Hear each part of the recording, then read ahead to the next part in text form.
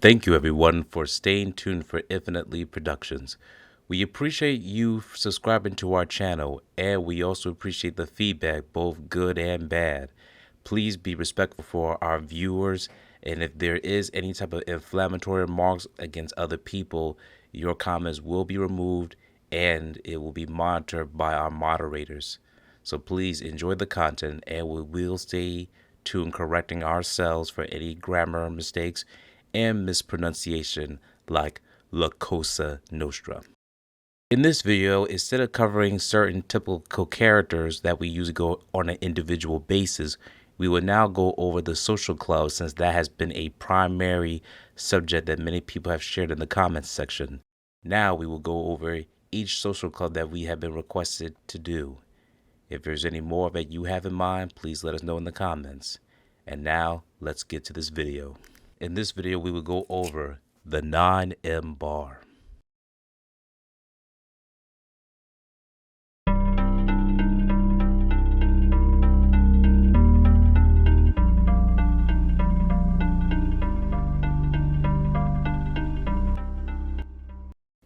This article is being reported from the Washington Post. Please check out the source, as you can also see it for yourself, as we will share you the screenshot of the article as well, just so you have a foundation of what we're discussing. In the latter of the 1970s and early 1980s, when Scarfo and Leonetti went to the 9M bar to meet with Salvatore Merlino, they often used to see the brother of Reds Caruso there. Scarfo's brother, as far as back as he knew Reds, always talked to him at the bar. Leonetti did. Domenico Reds Caruso was reported missing by his wife on January 30th, 1962. As of this date, Caruso's body has not been found.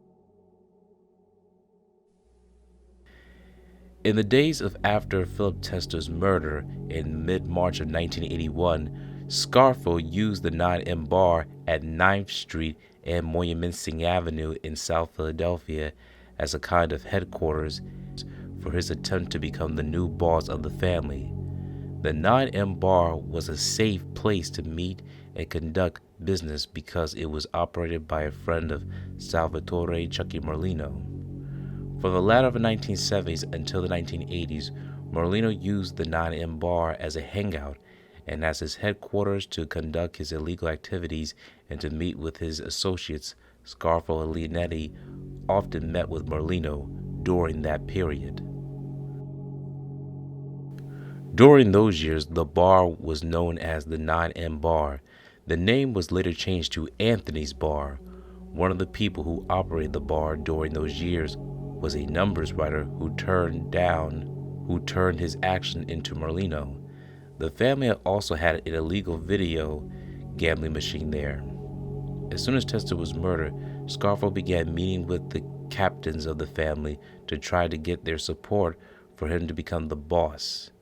Scarfo wanted to be able to go to the commission of La Cosa Nostra in New York and say that he had the support of the captains of the family and he would like to be the next boss. Scarfo was the consigliere at the time. The captures were Santo Big Santo Idone, Joseph Joe Scafidi, John Johnny Capello, Alfred Freddy Aetzi, Frank Monte, and Frank Chicky Narducci. The 9M bar was a safe place to meet and conduct business because it was operated by a friend of Salvatore Chucky Merlino. After Phil Tester's murder, we'll cut to this part and this will be the next jump cut. After Phil Tester's murder, and while Scarfo was contacting the captains of the family to get their support for him to become boss, he met with Alfred Freddy Aetzi at a bar that Aetzi owned in Philadelphia. The bar was known as the Old Timers Tavern and was located at Wharton Street near Broad Street. Aetzi had been a captain in the family for many years and was Scarfo's captain for several years until Tester made Scarfo his consigliere in 1980. Scarfo and Aetzi met at the Old Timers Tavern because it was a safe place where Scarfo could talk to Ayetzi about becoming the boss. Ayetzi agreed to support Scarfo for that proposition. Leonetti, Lawrence Merlino, and Salvatore Merlino also attended the meeting and were also present for the conversation between Scarfo and Ayetzi. Leonetti had been to the Old Times Tavern many times over the years with Scarfo for various meetings since Scarfo reported to Ayetzi at Old Time.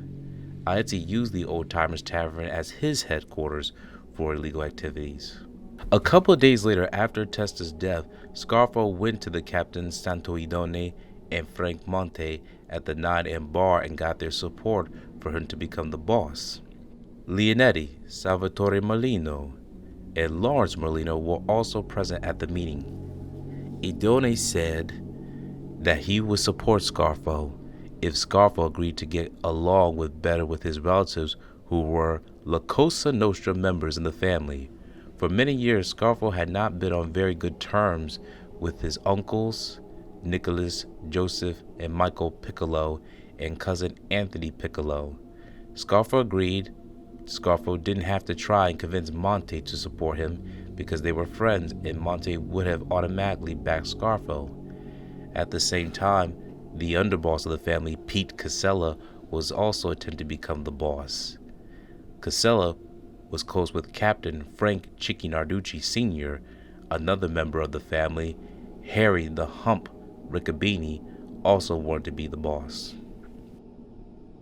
At Phil Testa's wake, Frank Chicky Narducci told Scarfo that Pete Casella wanted to meet Scarfo afterwards at Johnny Capello's house. The wake and Capello's house were both in South Philadelphia. Scarfo was almost certain by then that Casella and Narducci were behind Testa's murder. Because Scarfo was concerned that he was being set up to be killed, he took Ralph Blackie Napoli aside at the wake and told Napoli to immediately drive to North Jersey and let Bobby Manna know that Scarfo wanted to meet with him the next day about becoming the boss of the family. Manna was a member of the Genovese family of La Cosa Nostra.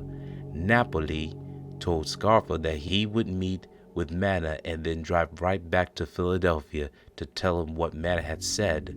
Scarfo and Napoli agreed to meet at the 9M bar as soon as Napoli returned.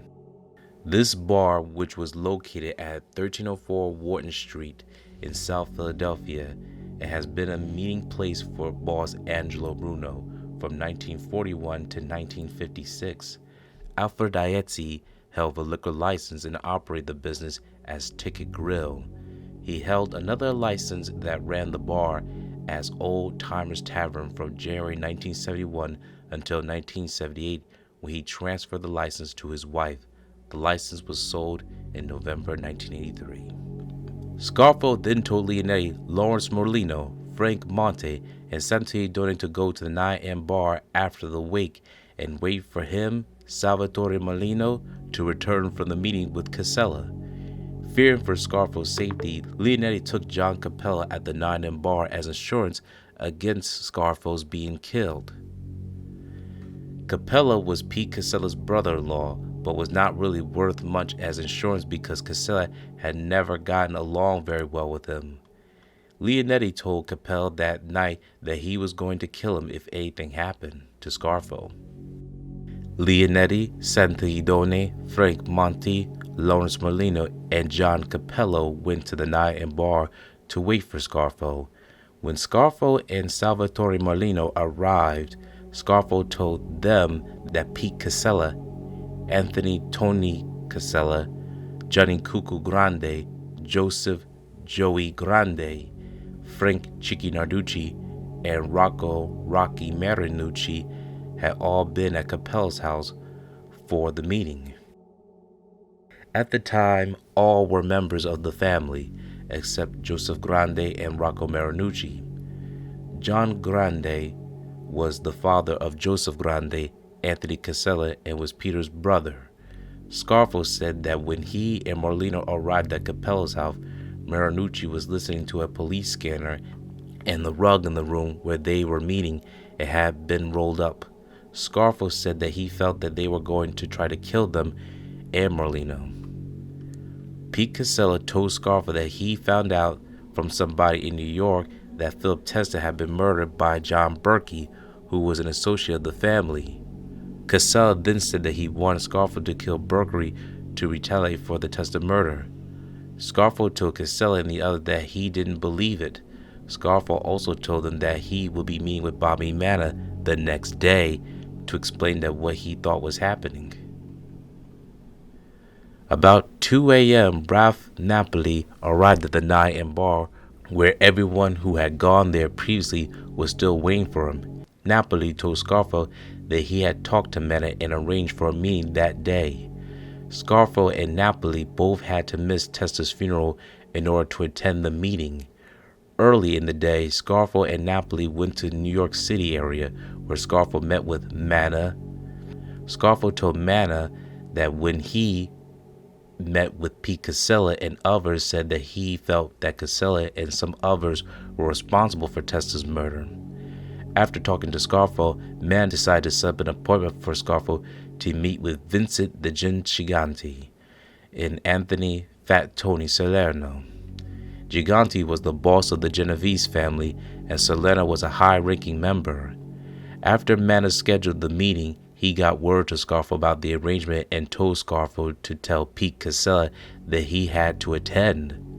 Because Testa's death had not been sanctioned by the Commission of La Cosa Nostra, it conducted an investigation to determine who was responsible. The Genovese family was in charge of conducting the investigation. As boss of the Genovese family, Gigante sat on the commission.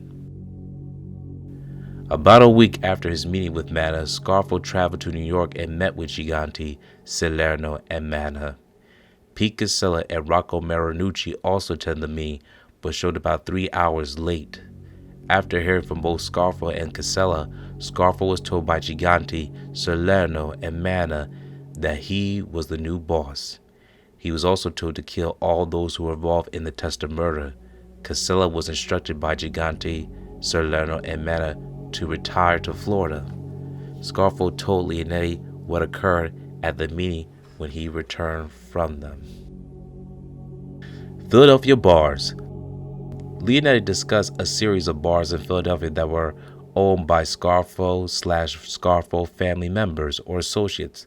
The bars provided convenient and safe locations for celebrations, making ceremonies, the plotting of murders, and the luring of unsuspecting targets to their deaths. The Buckeye Club, the 9M Bar, Virgilio's, Old Timers Tavern, and Friendly Tavern were Philadelphia bars previously discussed in this report.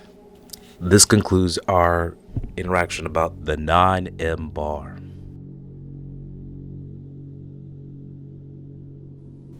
Now this is the section, the Buckeye Club. Of the 5 individuals involved in Testa's murder, 2 were killed on Scarfo's orders. Leonetti described the fate of the conspirators with the Buckeye Club, a Philadelphia social bar located at 1226 South 8th Street, providing the locations for one of the slayings. We will show you the address of the Buckeye Club to what it looked like in the past during this time, and what the Buckeye Club looks like today. As you can see, the brick layers are still similar to what they were in the 1970s and 80s, but now is a private residence. As you can see, it is a different time, nearly 40 to 50 years ago.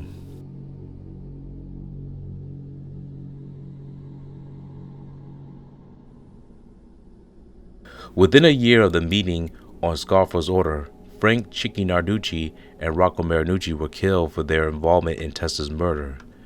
Scarfo also wanted to kill Anthony Casella, but those assigned were never able to get him in a position to do it without taking a big risk of getting caught. Teddy Di Pettoro, who was another person involved in the conspiracy to murder Philip Testa, became a protected government witness and was never killed either. In March of 1982, Rocco Marinucci was murdered by Frank Narducci Jr., Joseph Grande, Salvatore Wayne Grande, at a private club and bar known as the Buckeye Club on 8th Street near Wharton Street in South Philadelphia. Salvatore Testa was in charge of planning the murder. At the time of the murder, Testa, Salvatore Grande, and Narducci were members of the family. They planned to kill Marinucci, called for Frank Narducci Jr. to become friendly with him in order to make it easier to set him up. On the day of the killing, Marinucci was lured by Narducci to the Buckeye Club, where Salvatore Grande, Joseph Grande were waiting for them. While at the Buckeye Club, Joseph Grande shot Marinucci to death. Salvatore Grande and Joseph Grande are brothers.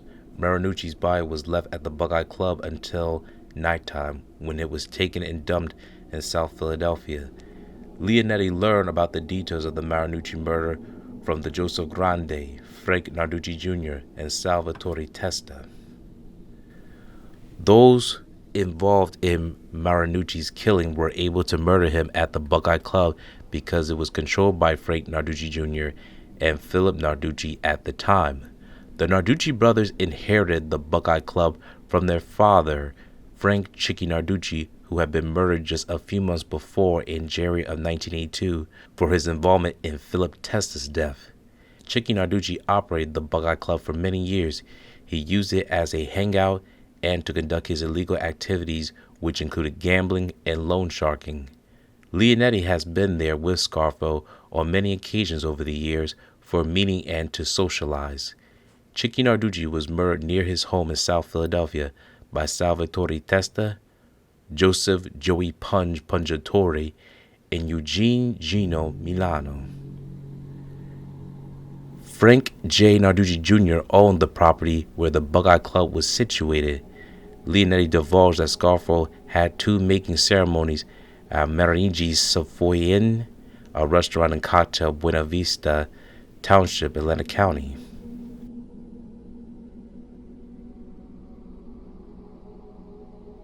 Philadelphia bars. Leonetti discussed a series of bars in Philadelphia that were owned by the Bruno/Scarfo family members or associates.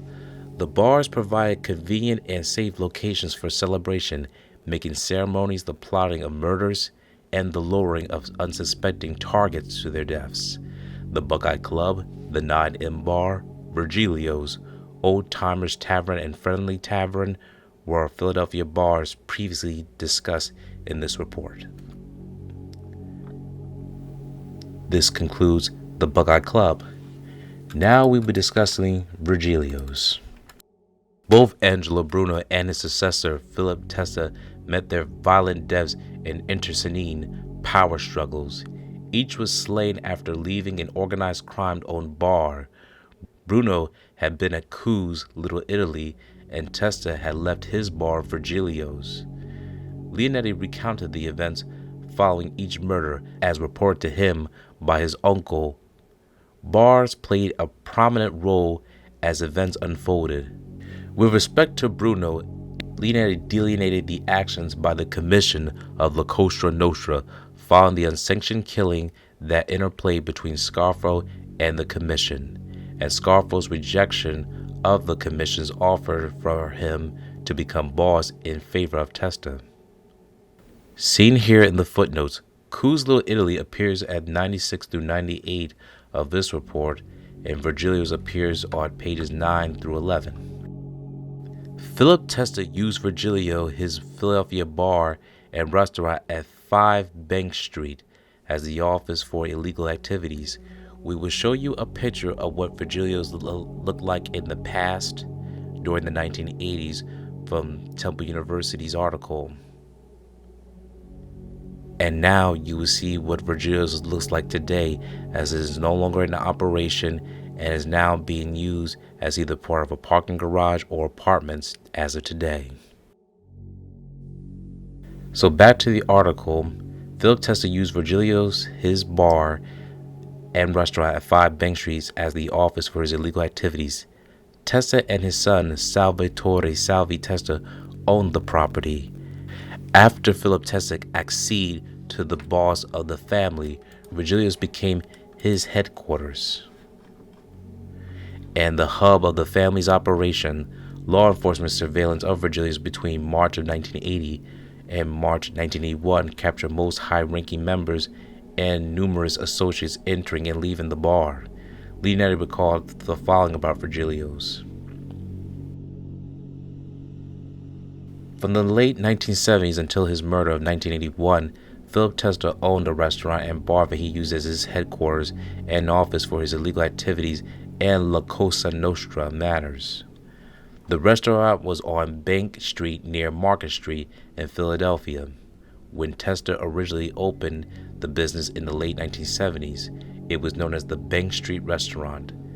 In approximately 1979 or 1980, he changed the name to Virgilio's from approximately May of 1980 when Testa became the boss shortly after Bruno's death until Testa's murder in March of 1981. Virgilio's was the center of operations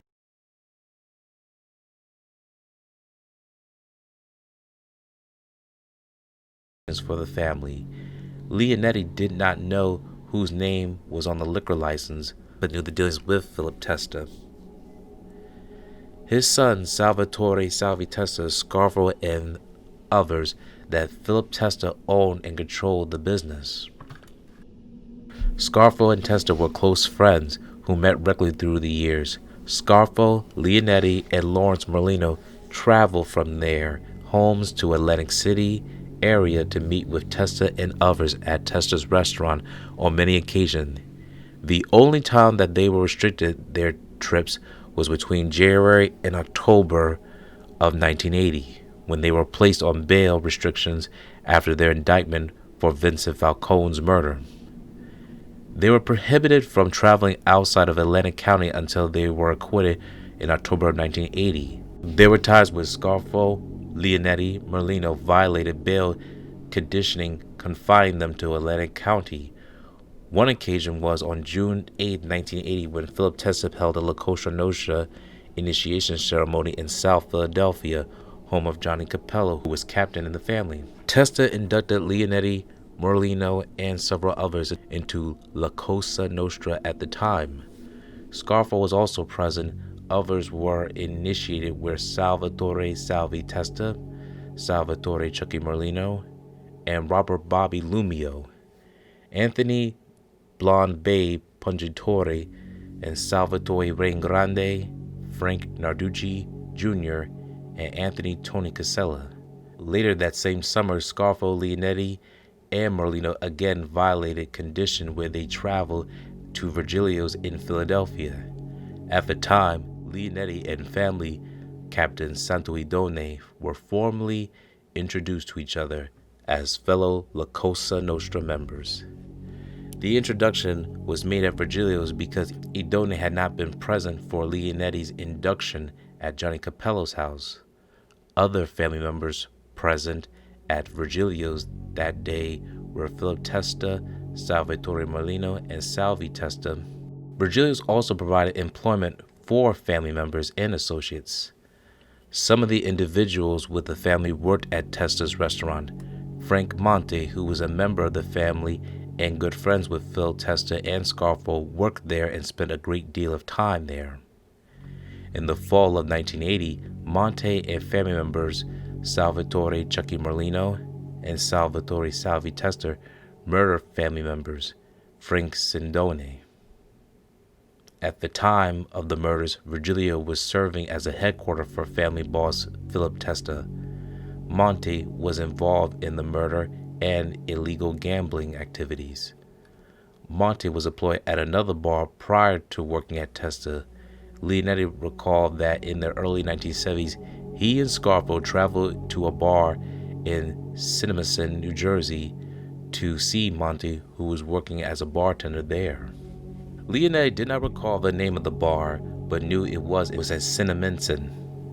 Virgil Mariucci was a close friend of Salvatore Testa's, managed Philip Testa's restaurant during part of the time that Testa owned it. Testa named Virgilio's after Mariucci, who was a South Philadelphia house owned by Mariucci.